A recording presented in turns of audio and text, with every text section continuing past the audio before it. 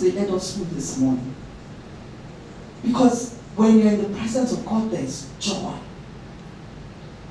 When you're in His presence, there are pleasures forevermore. When you're in His presence, there's protection, there's deliverance, there's provision.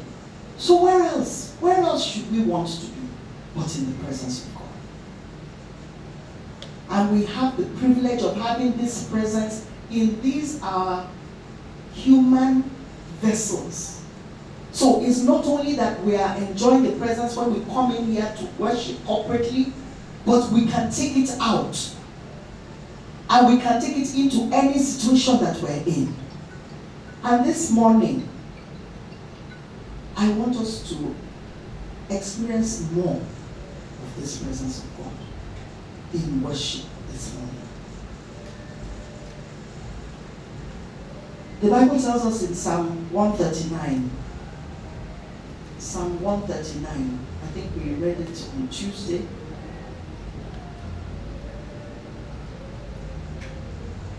Psalm 139, verses 7 to 12. There's a part of it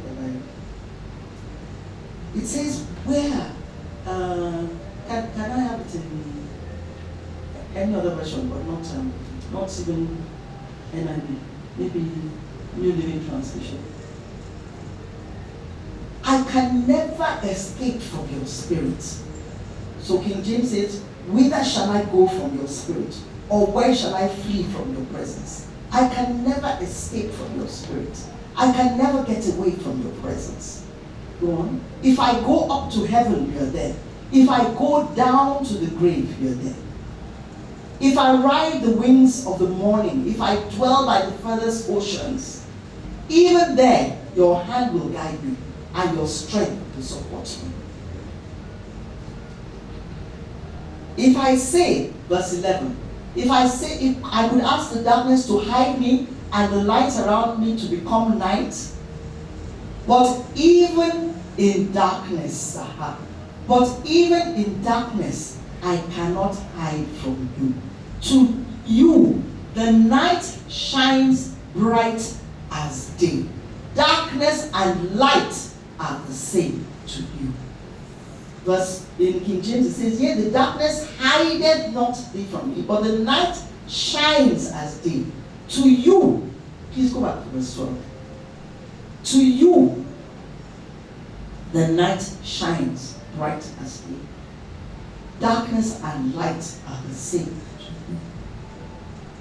So when we go into God's presence, even when we have issues that may be a heaviness, that may be a darkness, that may be, something, a burden, when you come into God's presence, those dark things before God, they are light.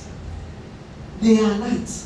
That problem that you think you have, that you are calculating, who can I go? How can we solve this? Who should we look for? Before God, they are as day. Because God created the person that will solve that problem. And God has already can command that person to solve your problem at like that. At a twinkle of an eye.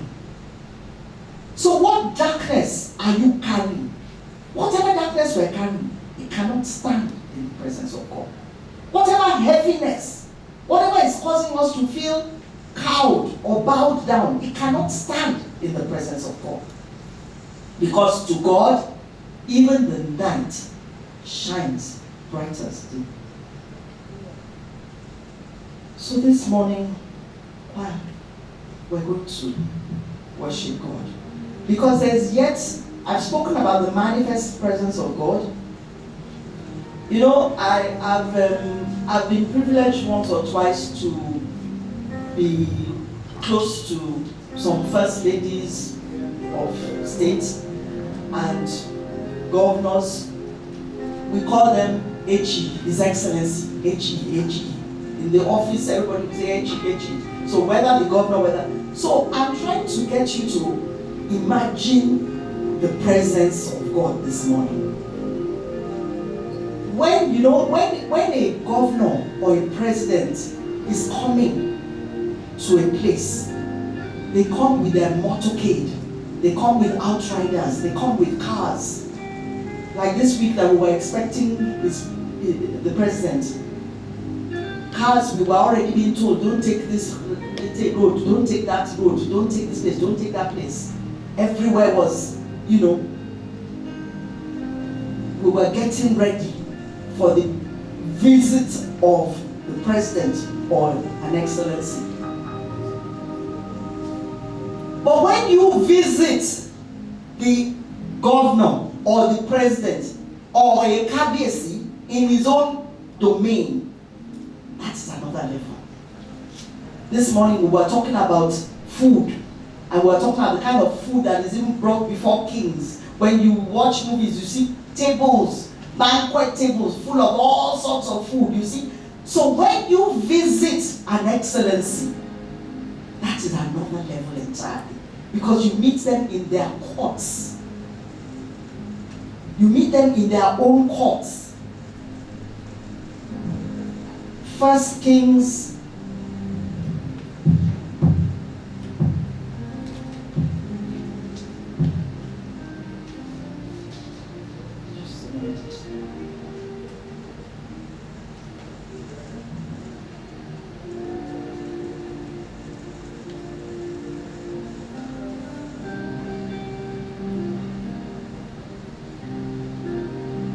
Can we look at 1 Kings 10, verse 3? 1 Kings 10, verse 3.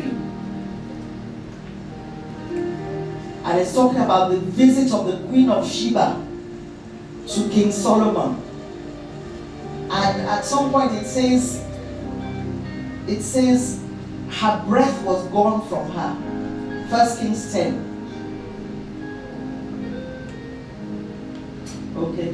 Okay, so let's start reading. And Solomon told her all questions.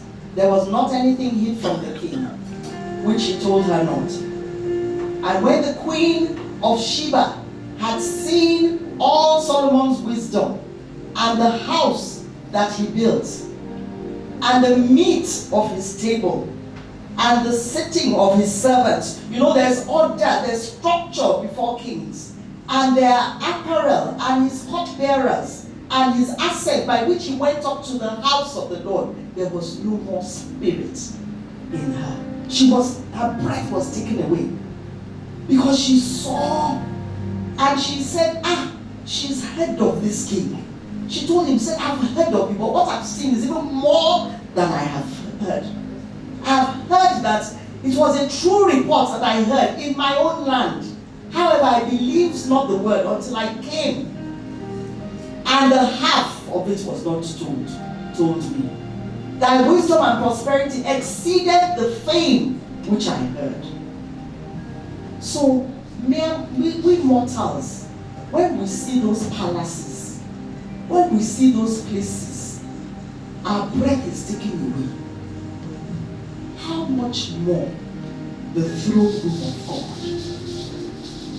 How much more the throne room of God? And when we go into that throne room, we go before the King of all glory, the King of the earth, the King of the heavens. The Bible tells us that the heavens cannot contain him. That's why he makes the earth his footstool.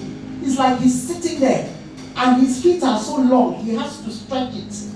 And he stretches it, and his feet, they touch the earth. And what a privilege. This God is our God.